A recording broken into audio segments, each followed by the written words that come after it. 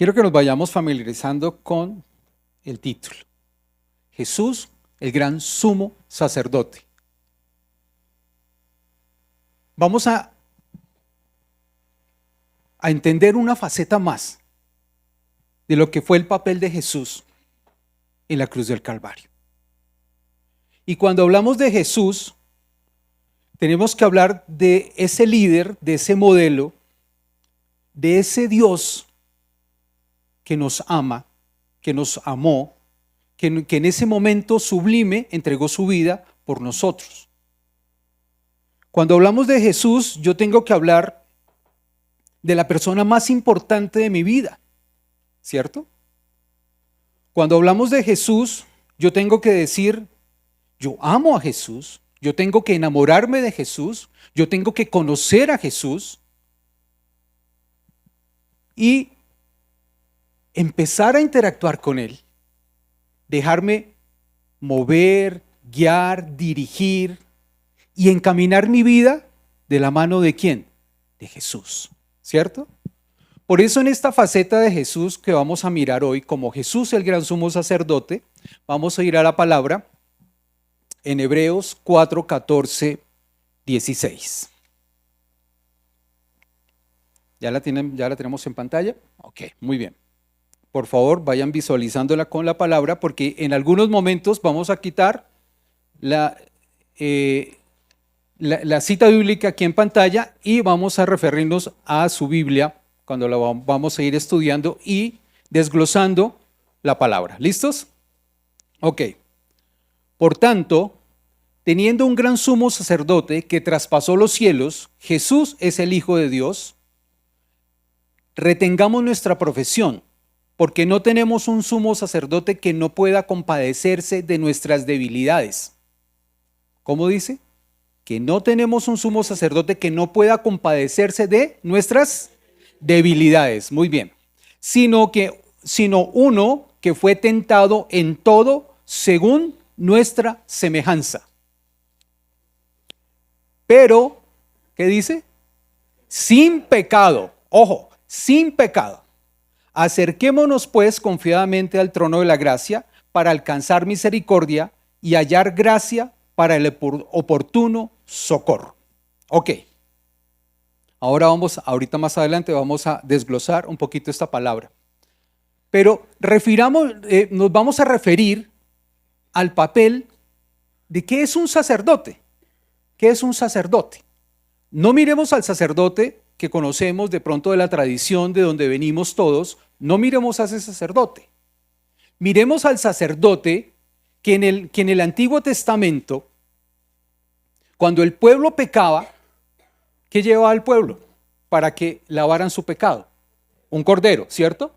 Se lo entregaban al sumo sacerdote y el sacerdote sacrificaba ese cordero para expiar el pecado del pueblo de Dios, ¿cierto? Ok. Entonces, las responsabilidades sacerdotales son básicamente dos. A ver, voy bajando acá. La ejecución de los ritos ceremoniales. Perdón, estaba corriendo. Y la comunicación con Dios. Esa era la función del sacerdote. Los ritos ceremoniales y la comunicación con Dios. El sacerdote cuidaba el templo y comunicaba al pueblo las decisiones divinas. Representa al pueblo delante de Dios y a Dios delante del pueblo. Era el sacerdote quien comunicaba la palabra de Dios y aseguraba la precisión ritual en los actos de adoración. Solo el sacerdote podía manipular el urín y el tumín. ¿Los han escuchado? ¿No? Ok. Les cuento, hago un paréntesis cortico. Hace muchos años, con jóvenes, enseñándoles esta palabra o enseñándoles sobre más o menos este versículo, les decía, o estaba esta palabra, el urín y el tumín. Y yo les dije a los jóvenes, bueno, revisen esta palabra y si hay algo que ustedes no entiendan, pues me preguntan. Pues uno de ellos fue muy juicioso, muy inteligente, me dijo, ¿qué es el urín y el tumín? En ese momento necesito ayuda. ¿Ok? Entonces yo le dije, no sé, espérame, ya busco a alguien que nos explique qué es el Urim y el Tumim. Entonces, ahora, y dar dirección en los momentos, el Urim, entonces, el sacerdote solo podía manipular el Urim y el Tumim y dar dirección en momentos de crisis, sobre todo en la guerra. Ojo, entonces, ¿qué es el Urim y el Tumim? Eran objetos asociados con el sumo sacerdote y utilizados para buscar la guía divina en asuntos importantes. Se guardaban en el pectoral del juicio y se empleaban en momentos críticos para conocer la voluntad de Dios. Aunque no se conoce su forma exacta, se cree que eran piedras o algún tipo de objeto que emitía señales o revelaba respuestas. Ese era el Urim y el Tumim. Los llevaba el sumo sacerdote en su vestimenta, aquí en el pecho, en el pectoral, y eran 2 piedritas. Eso era el Urim y el Tumim. Esa era una de las funciones del sacerdote. En el Nuevo Testamento, Cristo se presenta como el cumplimiento del sistema sacerdotal del Antiguo Testamento y mediador del Nuevo Pacto. Ojo que esto lo vamos a ver ahorita más adelante, se los voy a explicar un poquito más concretamente y lo vamos a ver.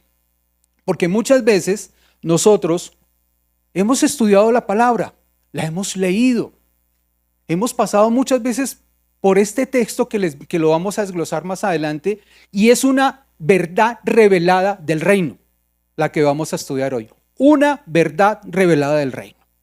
Y eso es para sentir orgullo, decirle gracias, Señor, gracias. Y ya vamos por qué, ya veremos por qué.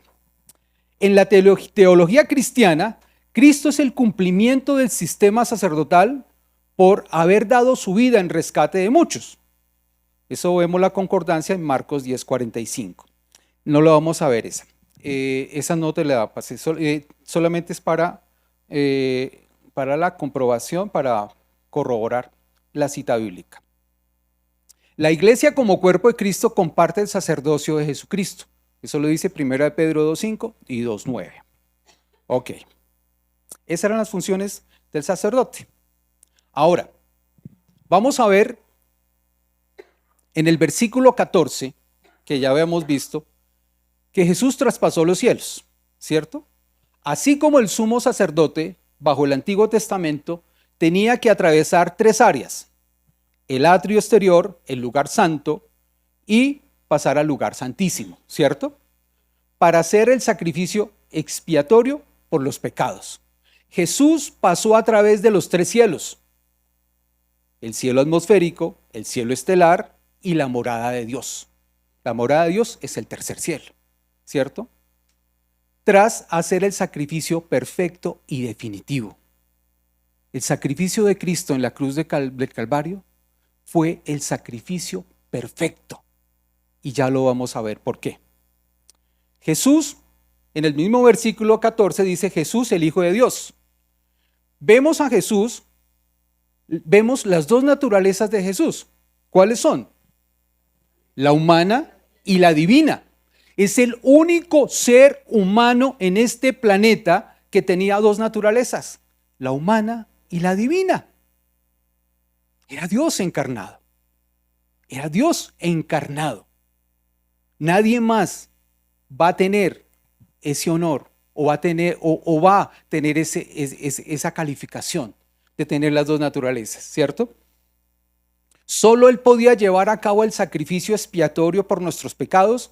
Él es el Hijo de Dios, el Cordero inmolado. Ahora, cuando en el mismo versículo 14 nos dice que retengamos nuestra profesión, ¿a qué se refiere? Cristo es el centro de nuestra confesión de fe en el Evangelio, tanto en el credo como en el testimonio público y el personal. Dios cumplirá su promesa de guardar a los creyentes y ayudarnos a retener su fe. Cristo es el centro de nuestra confesión de fe. Él es el centro. Jesús es el centro de tu vida. Jesús es el centro de tu hogar. Jesús es el centro de la iglesia. Jesús es el centro de tu ministerio. Jesús es tu centro. Por eso yo les digo que yo tengo que tener una relación con el Señor. Yo tengo que abrir mi corazón a Jesús. Yo tengo que permitirle a Jesús que yo le conozca. Yo tengo que hablar con Él. Yo tengo que dejar que Él toque las fibras más profundas de mi corazón. Yo tengo que permitir que Jesús sea el que cambie y transforme todo mi dolor, toda mi tristeza, toda mi opresión, todo mi rechazo, absolutamente todo. Yo tengo que dejar que Cristo sea quien obre en mi vida. Él es el centro de mi profesión. Mire, yo les digo, y se lo he dicho a los chicos en casa, tienes que enamorarte de Jesús. Pero yo no te voy a decir que te enamores como me enamoré yo de Jesús. No. Tú tienes que buscar la forma de enamorarte de como tú quieres enamorarte de Jesús. Miren, haciendo otro paréntesis, algún día estaba en la oficina, suena el teléfono, me dicen, no llegamos a Bogotá, tienes que dictar la clase. Yo tenía las llaves de la iglesia, yo llegaba temprano a la iglesia, salía a las 4 de la tarde de mi trabajo, llegaba a las 5 a la iglesia.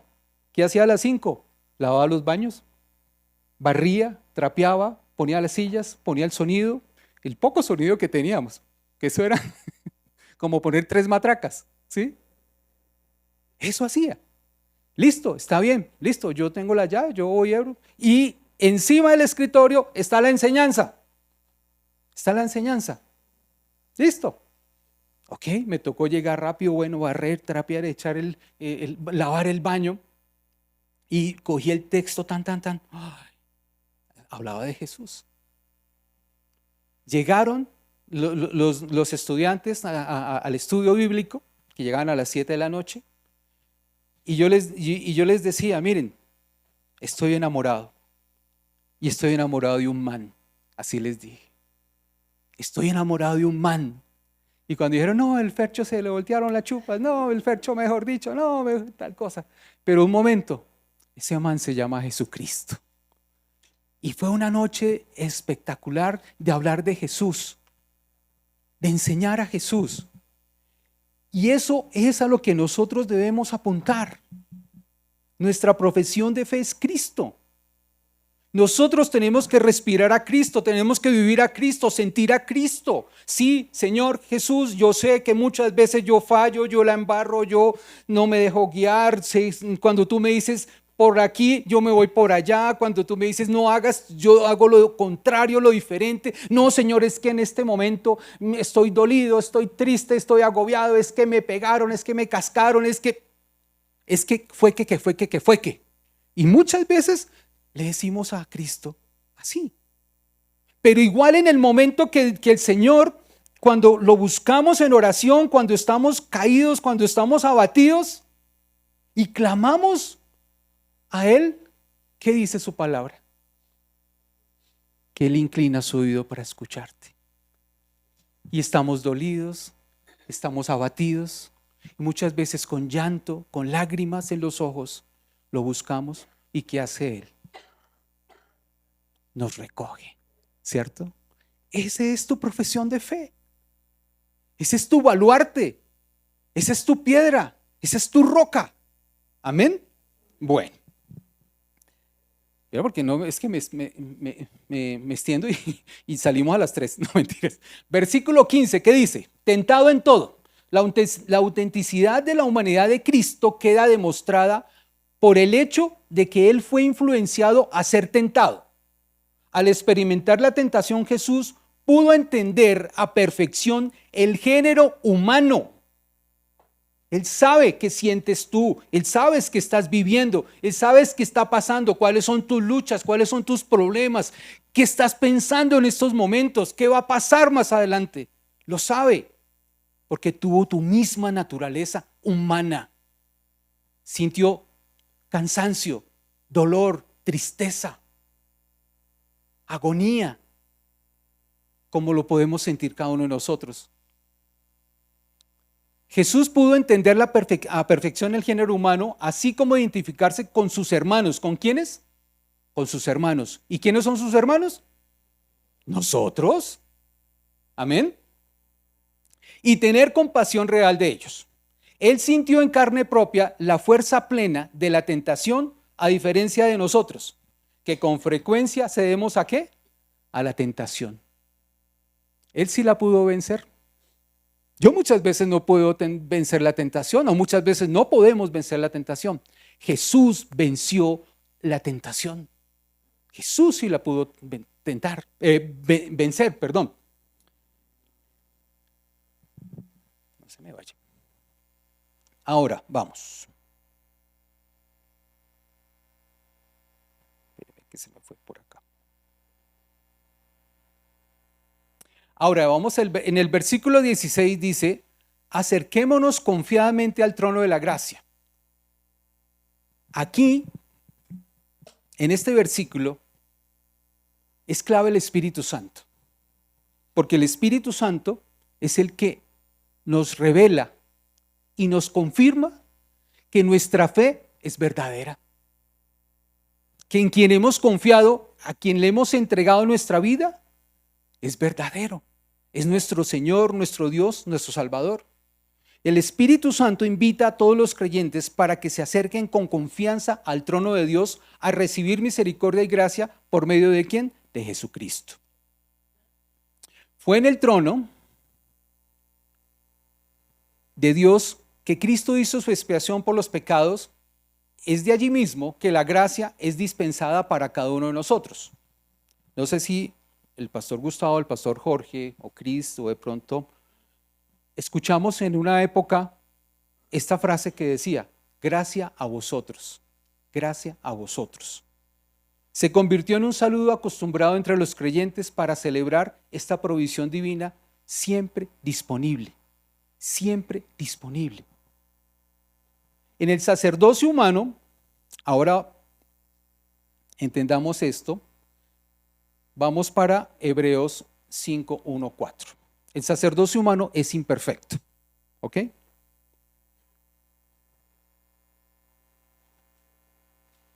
Hebreos 5, 1, 4.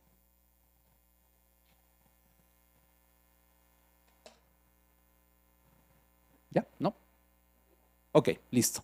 Porque todo sumo sacerdote tomado entre los hombres es constituido a favor de los hombres, en lo que a Dios se refiere, para que presente ofrendas y sacrificios por los pecados, para que se muestre paciente con los ignorantes y extraviados, puesto que él también está rodeado ¿de qué?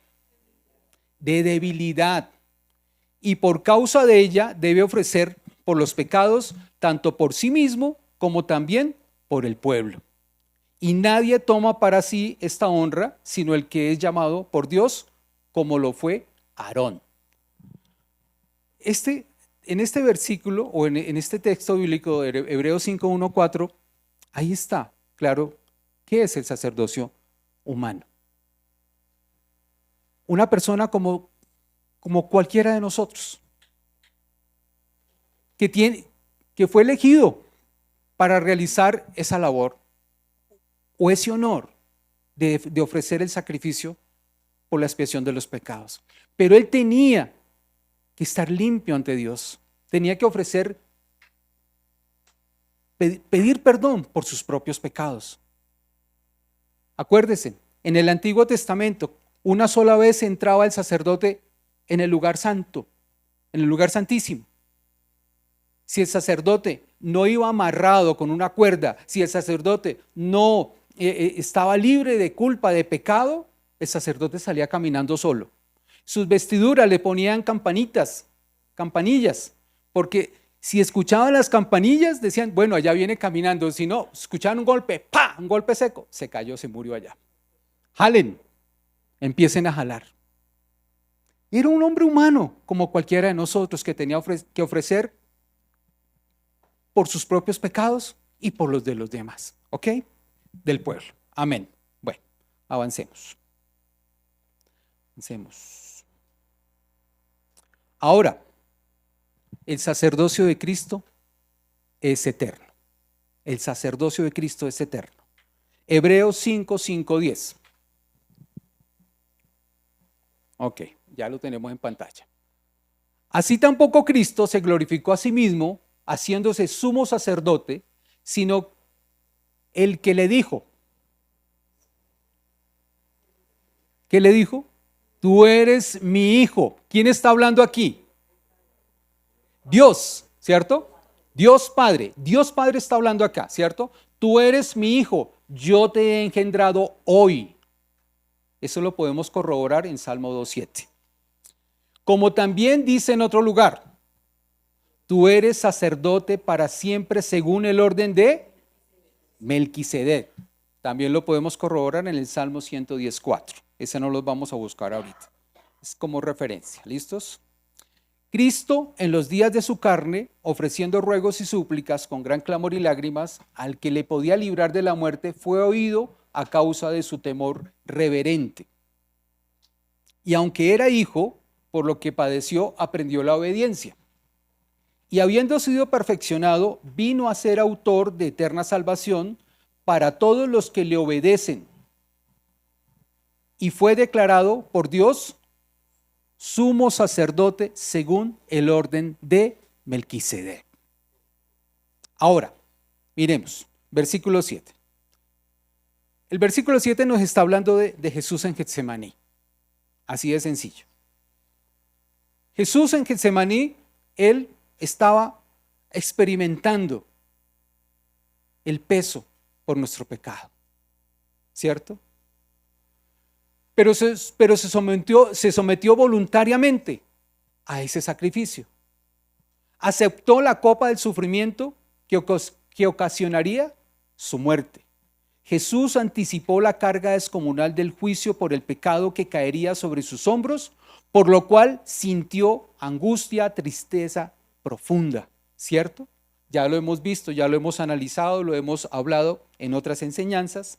Aunque soportó el castigo en silencio, no procuró ser librado de él, sino clamó con lágrimas por la agonía que le produjo. ¿Qué le produjo?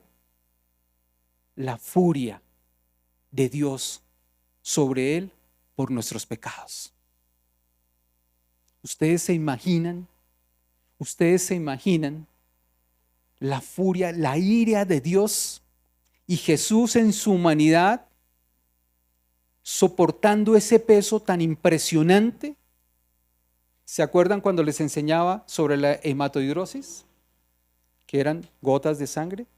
Pero la hematidrosis no solamente se dio en la frente, sino un sudor de sangre en todo su cuerpo. Todo su cuerpo estaba experimentando el peso de la ira de Dios por mi pecado, por nuestros pecados. ¿Cierto?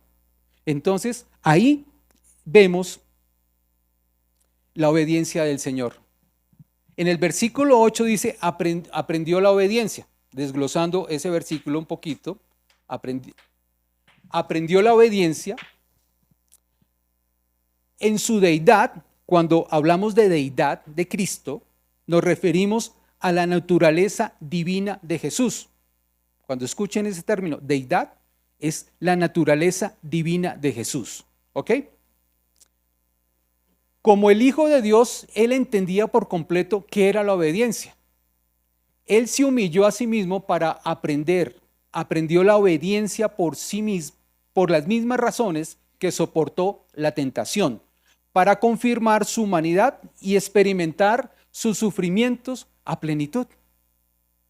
Él tenía que sentir ese peso. Él tenía que sentir esa angustia. Él tenía que sudar gotas de sangre. Él tenía que derramar su sangre preciosa en la cruz del Calvario. Él tenía que experimentar todos esos golpes, toda esa persecución. Él tenía que, de lo contrario, no iba a ser el sacrificio perfecto, ¿cierto? Entonces, la obediencia de Cristo también fue necesaria para que él pudiera cumplir toda justicia. Eso lo dice Mateo 3:15. Y probar así que era el sacrificio perfecto en el lugar de los pecadores. Ahora, Ya estamos llegando a la parte importante de esta enseñanza. Aquí en Hebreos 7, 18, 28, Hebreos 7, 18, 28, vamos a ver yo lo llamé rituales abolidos o ritual abolido. ¿Ok? Vamos a leer la cita y ya la vamos a desglosar. Hebreos 7, 18, 28.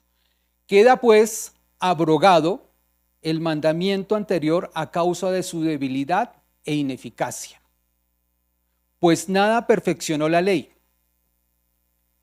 y de la introducción de una mejor esperanza por la cual nos acercamos a Dios. Y esto no fue hecho sin juramento, porque los otros ciertamente sin juramento fueron hechos sacerdotes, pero este con el juramento del que dijo, juró el Señor, ojo, y no se arrepentirá, tú eres sacerdote para siempre según el orden de Melquisedec. Por tanto, Jesús es hecho fiador de un mejor pacto. Ojo con esta palabra, Jesús es fiador de un mejor pacto. Y los otros sacerdotes llegaron a ser muchos debido a que por la muerte no podían continuar. Mas ¿a quién se está refiriendo? A Jesús, ¿cierto? Por cuanto permanece para siempre, tiene un sacerdocio inmutable, ¿cierto? Por lo cual puede también salvar perpetuamente a los que por él se acercan a Dios, viviendo siempre para interceder por ellos. Porque tal sumo sacerdote nos convenía, ojo las características que tenía que tener el sumo sacerdote, ya las vamos a ver también ahorita adelante. Santo, inocente, sin mancha, apartado de los pecadores y hecho más sublime que los cielos, que no tenía necesidad cada día, como aquellos sumos sacerdotes, de ofrecer primero sacrificios por sus propios pecados. ¿Qué sacrificio tenía que hacer Jesús por su propio pecado? Ninguno. Un inocente fue condenado culpable. Un inocente pagó tu pecado. Un inocente tomó tu lugar en la cruz del Calvario. Un inocente fue declarado culpable por mi pecado, por nuestro pecado y por los pecados de los que van a llegar. Un inocente. Ese fue Jesús. Ese es tu Señor, tu Dios, tu Salvador. Y sin mancha, apartado de los pecadores y hecho más sublime que los cielos. Listo. Porque esto lo hizo una vez. ¿Cuántas veces lo hizo? Una vez. El sacrificio de Cristo es una sola vez. ¿Cierto? Para siempre, ofreciéndose a sí mismo, porque la ley constituye sumos sacerdotes a débiles hombres, pero la palabra del juramento posterior a la ley, al Hijo hecho perfecto para siempre. Ok, muy bien. Ahora, desglosemos rápido. No sé cuánto vamos. Ok, vamos como bien de tiempo. Raro en mí que me gasto mucho tiempo. Ojo, versículo 18. Vamos a desglosar este versículo 18. Y vamos a ver esta palabra que los futuros abogados la conocen. Abrogado. La conoce Leo, ¿cierto? Tommy la conoce también. Muy bien. Significa abolir, anular o dejar sin efecto una ley, un mandato o un precepto. Abolir. Ojo con eso, abolir. ¿Listo? En el contexto bíblico se refiere principalmente a la abolición o la anulación de la ley mosaica. Es decir, la ley del Antiguo Testamento quedó sin fundamento y sin efecto. La ley mosaica quedó sin fundamento. Quedó abolida completamente. Y vamos a ver quién la abolió. Por cuanto el sacrificio perfecto de Jesucristo establece para siempre la nueva ley, ¿de qué? De la gracia, la misericordia y el amor. Ojo con esta parte. Ahora, ¿qué dice? Quiero llevarlos a un punto para que lo veamos. Puesto que Cristo es el sumo sacerdote del cristiano y procedió de la tribu de Judá y no de Leví. Todos los sacerdotes, o sea, en este estudio de la palabra estamos viendo 3 tipos de sacerdotes. Ya están, prácticamente mencionados. El sacerdote humano, que fue establecido a los levitas. Está Melquisedec, que es otro sacerdote, y está Jesús como sumo sacerdote. Esos son los 3 sacerdocios que estamos estudiando hoy. Pero Jesús procedía de la tribu de Judá, mas no de Leví. O sea, para ser sumo sacerdote, a diferencia de Melquisedec, todos los sacerdotes tenían que proceder de la tribu de Leví, porque a Leví se le confirió la tarea de prestar los servicios en el templo, de que fueran los sacerdotes, que fueran los asistentes, que fueran los que servían en el templo, los que estaban pendientes absolutamente de todo, era la tribu de Leví. Ellos no tenían tierra, ellos no tenían cabritos, no tenían corderitos, ellos simplemente servían en el templo.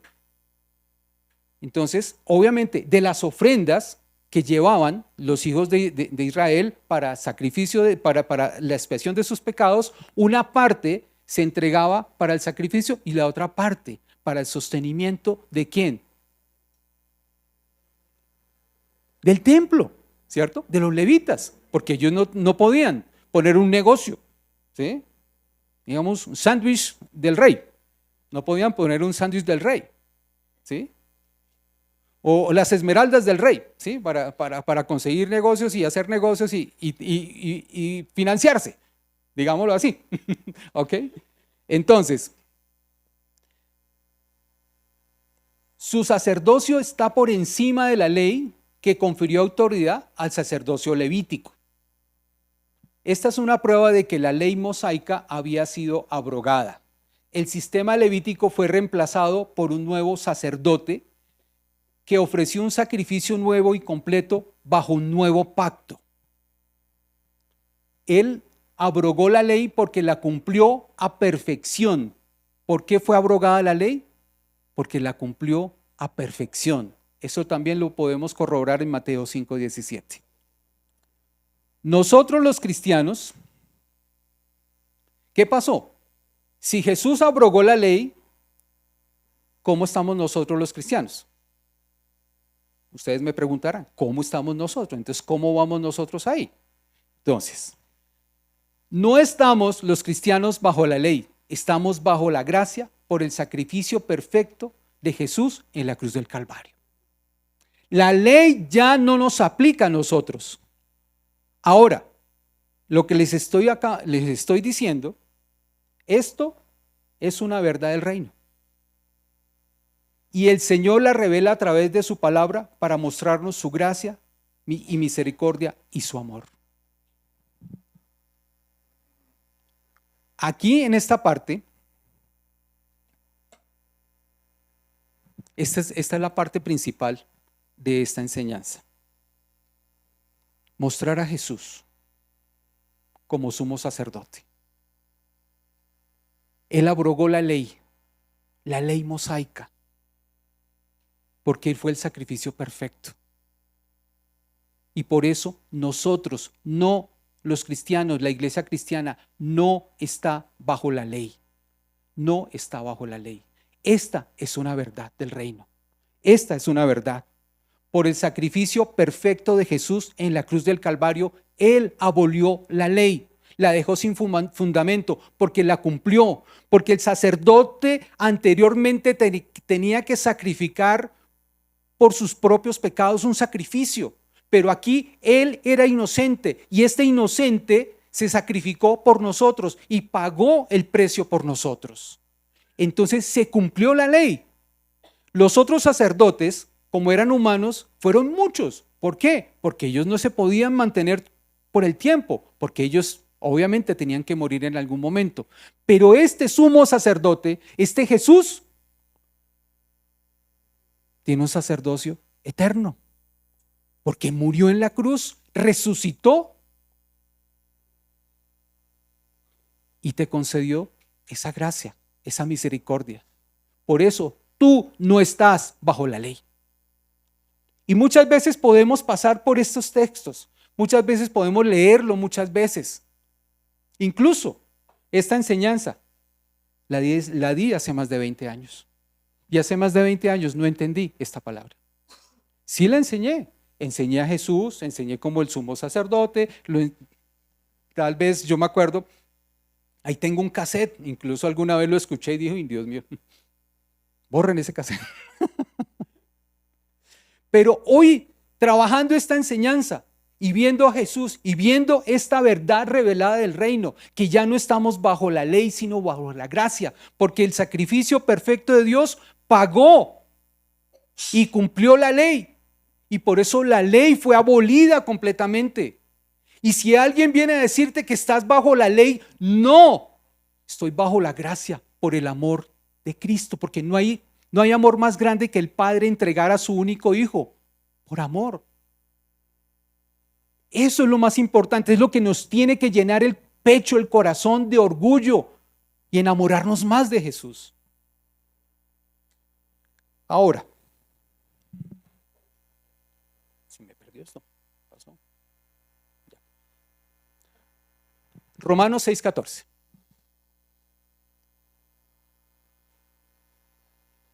Porque el pecado no se enseñoreará de vosotros, pues no estáis bajo la ley, sino bajo la gracia. Romanos 6:14. Anota esa cita bíblica. Romanos 6:14. Ahí está. Por eso,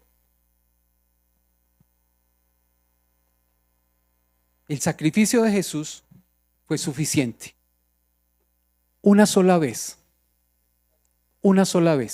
y para siempre. Y como en el Antiguo Testamento, si yo pecaba, llevaba el corderito, pagaba mi pecado, pero el pecado, hagan de cuenta, como yo siempre les digo, es como hagan de cuenta que aquí en la pared tenemos un rotico. Y ese sacrificio o ese corderito lo que hacía era como tapar, poner un cuadro acá, por decir algo, tapar ese pecado. Pero más no lo eliminaba. Jesús, ¿qué hizo? Tumbó ese cuadro, vio ese hueco que había, lo resanó, lo pintó, lo organizó y lo dejó bonito. Ahí sí se pagó completamente. Ahí sí se pagó completamente. Por eso, abolido completamente la ley. Obviamente, yo no estoy diciendo, y no les voy a decir nunca, porque obviamente del Antiguo Testamento y de la palabra del Señor aprendemos y tenemos muchas enseñanzas. Y si vamos a conocer cada día más al Señor, tenemos que también ahondar en el Antiguo Testamento. ¿Qué decía el Señor antes en el Antiguo Testamento? ¿Qué dice el Señor en el Nuevo Testamento? Referencias cruzadas. Lo que nos enseñaba el pastor Jorge esta mañana, en el estudio bíblico. ¿Cierto? Ahora, miremos. Versículo 19. Vamos a desglosar este versículo 19. Nada perfeccionó la ley. La ley no salvó a uno solo, más bien sometió a todos los seres humanos a maldición. ¿A quién salvó la ley? Yo por cumplir la ley, yo cumplo la ley. Y ya, como decía el pastor esta mañana, yo llego, abro mi devocional y me leo 5 capítulos, listo, ya hice el devocional. Pero verdaderamente interioricé lo que estoy leyendo. Eso es ritualismo, eso es ley, Ah, listo, no, pum, ya hice, ya leí, ya copié, ya escribí. ¿Entendió lo que escribió? ¿Entendió lo que leyó? ¿A quién salvó la ley? ¿A quién salva la ley? A nadie, ¿cierto? Por eso nos dice, la ley no salvó a uno solo, más bien sometió a todos los seres humanos a maldición. Gálatas 3, 10, 13, se lo pueden ver ahí. En los versículos 20 y 21, el juramento dice, las promesas de Dios son inalterables y han sido selladas con un juramento. El sacerdocio de Cristo quedó confirmado con este juramento. En el versículo 22 nos muestra a Jesús como fiador. ¿Quién ha necesitado un fiador? ¿Quién ha necesitado un fiador? Jesús es tu fiador. Jesús es tu garante. Jesús fue el único que puso la cara por ti. Ese es tu fiador, ¿cierto? Ahora, en el versículo 24, ustedes se preguntarán, pero ahí dice sacerdocio inmutable. ¿Qué es un sacerdocio inmutable? Y el sacerdocio inmutable se refiere a la cualidad de Dios de no cambiar su ser, carácter, propósitos o promesas. Esto significa que Dios es eterno, perfecto y consistente y no está sujeto a las limitaciones de tiempo, cambio o influencias externas. La inmutabilidad de Dios es un atributo que da seguridad y confianza a los creyentes, ya que pueden confiar en que Dios permanecerá fiel a sí mismo y a sus promesas. ¿Cuál es la promesa más grande que nos da el Señor? La vida eterna. El Señor te dice que te ama. El Señor dice que te cuida. El Señor dice que te bendice, que te fortalece, que te levanta. Si el Señor lo dice, Él lo va a cumplir porque es inmutable. Él no va a cambiar porque vino fulano, sutano, merengano, perencejo, porque vino y le dijo, Señor, pero es que Luisito, pero es que fulanito, es que sutanito, y Señor, entonces el Señor, ay, no es que mío, entonces, no, ya no, no, ya lo que te prometí, no, porque es que vino otro en oración y me dijo, amén, Leo. El Señor siempre, todas las promesas de Dios son verdaderas, son reales. Y si el Señor en oración, cuando tú has clamado, ha mostrado su amor, es porque verdaderamente te ama. Porque verdaderamente en la cruz del Calvario entregó su vida por ti. Amén. Ahora, interceder por ellos, en el versículo 25. ¿Qué significa eso? Significa orar a Dios en nombre de una persona o grupo, puede ser la iglesia también, pidiendo su ayuda, protección o bendición. Es un acto de amor y de preocupación por los demás, donde se busca la intervención divina para suplicar sus necesidades o guiarlos en sus caminos. Implica ponerse en el lugar del otro como un abogado defensor. Una de las profesiones de Jesús es ser abogado. Y es nuestro abogado. Él es nuestro abogado defensor. Él es el que nos defiende. Cuando viene un acta de decretos contra ti, el Señor dice, un momento, esa acta de decretos está abolida. No tiene fundamento, no tiene efecto. Porque Él es tu abogado. Él se presenta delante del Señor y dice, yo morí por Él en la cruz del Calvario. Él es mi hijo. Sí, Él estaba afligido, sí, estaba pasando por un momento difícil, sí, en su humanidad, yo lo entiendo, porque yo fui humano, yo sentí como Él, yo viví como Él, yo me caí como Él. Yo lo sentí, le dice a su padre, como abogado defensor, yo morí por Él en la cruz del Calvario. Dígame si eso no lo llena uno de orgullo. Dígame si eso no es un motivo para nosotros comprometernos para caminar mejor. Porque no caminamos mejor. Porque a veces nos gusta lo chuequito. A veces nos gusta por el otro ladito, por donde no está haciendo tanto sol. Dios mío, ya. Quietos ahí, ya. 5 minutos y terminamos. Vamos bien. Ahora, ya estamos terminando.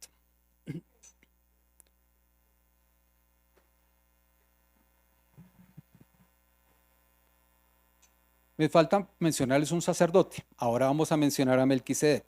Este sí lo vamos a mirar así rápido. Hebreos 7, 1, 4.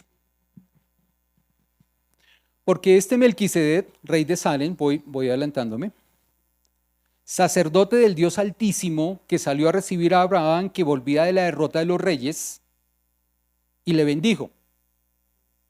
Abraham estaba rescatando a su sobrino Lot, porque los reyes se habían confabulado, lo habían capturado, lo habían secuestrado, ¿cierto?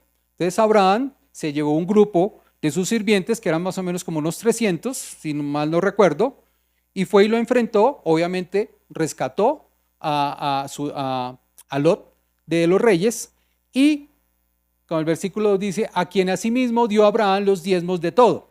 ¿A quién se los dio? A Melquisedec, cuyo nombre significa primeramente rey de justicia y también rey de Salem, esto es rey de paz, sin padre, sin madre, sin genealogía, que ni tiene principio de días ni fin de vida, sino hecho semejante al Hijo de Dios, permanece sacerdote para siempre. Melquisedec también es un sacerdote para siempre. ¿Ok? Aquí lo dice la palabra. Considerad pues cuán grande era este, a quien aún Abraham, el patriarca, dio diezmos del botín. Ciertamente los que entre los hijos de Leví reciben el sacerdocio, tienen mandamiento de tomar del pueblo los diezmos según la ley, es decir, de sus hermanos, aunque estos también hayan salido de los lomos de Abraham, pero aquel cuya genealogía no es contada entre ellos, tomó de Abraham los diezmos y bendijo al que tenía las promesas. Bendijo a Abraham. Ahora, rápido. El sacerdocio levítico era hereditario, pero el de Melquisedec no lo fue. Semejante al Hijo de Dios, quiere decir que esto apunta a una semejanza a Cristo en manera como lo registra la historia en el Antiguo Testamento. Y no Melquisedec mismo, porque este hombre no fue Cristo antes de su encarnación, sino similar a Cristo en el sentido de que su sacerdocio careció de lazos étnicos y fue universal. El sacerdocio de Melquisedec fue superior al levítico, se relaciona con la recepción de los diezmos, la pronunciación de una bendición y la perpetuidad del sacerdocio de la orden de Melquisedec. Melquisedec sí era un sacerdote, pero no era Cristo. Era del tipo, como si fuera Cristo.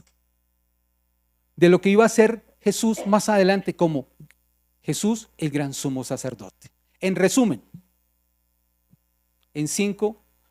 les doy 5 características, lo establecí en 5 características. El sacerdocio de Jesús, primero, fue humano y divino, que ya lo vimos en Hebreos 2:17. Segundo, establecido por Dios, en Hebreos 5:6, cuando le dijo, tú eres sacerdote para siempre, según el orden de Melquisedec. Tercero, el sacerdocio de Cristo es eterno, Hebreos 6:20. Cuarto, sin pecado, porque tal sumo sacerdote nos convenía santo, acuérdense, inocente, sin mancha, apartado de los pecadores y hecho más sublime que los cielos. Y quinto, exaltado, Hebreos 8:1. Ahora bien, el punto principal de lo que veníamos diciendo es que tenemos tal sumo sacerdote, el cual se sentó a la diestra del trono de la majestad de los cielos. Ese es el cuadro. Esa es la verdad revelada. Jesús abrogó la ley. Él la cumplió. Porque el único sacerdote que podía ofrecer pecados sin mancha por sí mismo fue Jesús. Los demás tenían que ofrecer un corderito por sus pecados. porque eran seres humanos y fallaban. Lo vemos en la Escritura.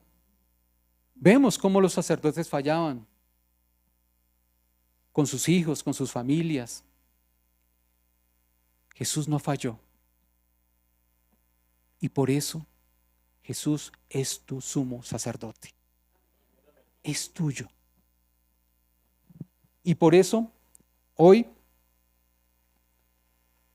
a los que nos están escuchando en redes sociales, los que están aquí,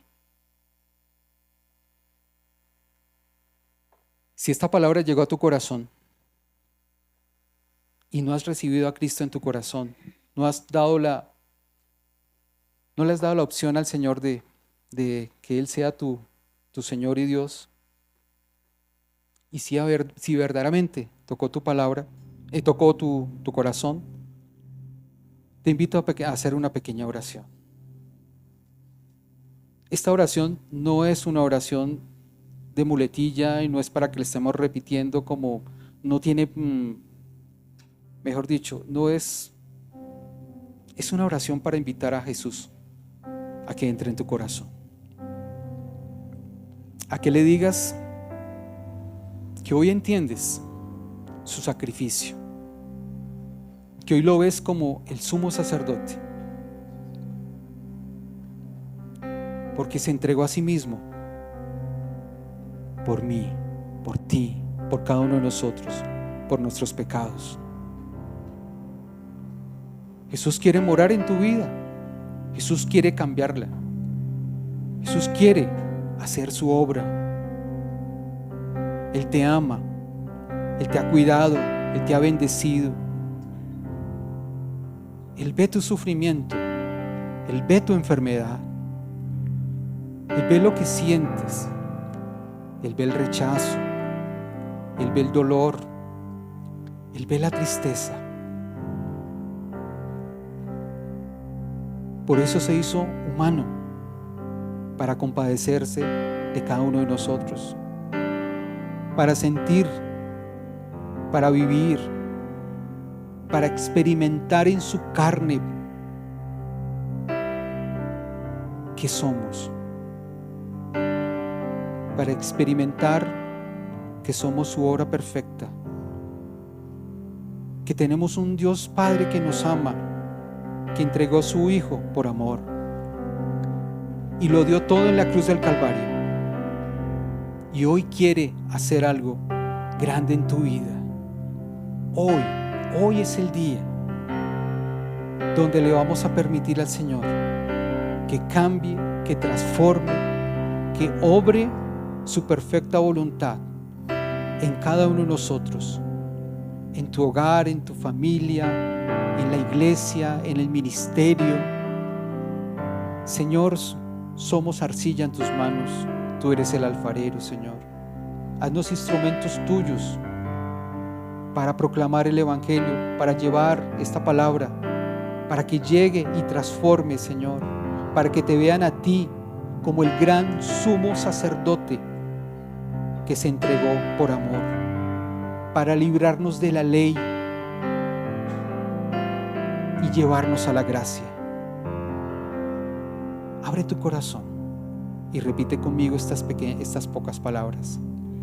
Padre Santo, en el nombre de Jesús, en la presencia de tu Espíritu Santo, hoy reconozco que soy pecador. Hoy me arrepiento y te pido perdón. Jesús de Nazaret, entra en mi corazón y haz de mí la persona que tú quieres que yo sea. Escribe mi nombre en el libro de la vida y no lo borres jamás. Yo te reconozco hoy como mi único Señor y Salvador personal. Lléname con tu presencia, lléname con tu amor, y sobre todo que la unción de tu Espíritu Santo obre en mi vida, en mi corazón, y sea el Espíritu Santo quien me lleve a esa adoración tuya, a amarte, a bendecirte y a glorificar tu santo nombre, Señor. Gracias, Padre, por perdonar mis pecados. Gracias, Jesús, por entrar en mi corazón.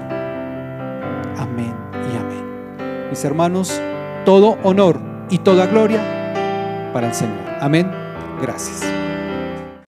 Si este mensaje ha sido de bendición para tu vida, te invito para que te suscribas a este canal, compartas este video con tus familiares y amigos y así juntos podamos llevar la palabra de Dios. Si vives en Bogotá, te invito a nuestras reuniones presenciales todos los domingos a las 11 de la mañana en la dirección que aparece en pantalla.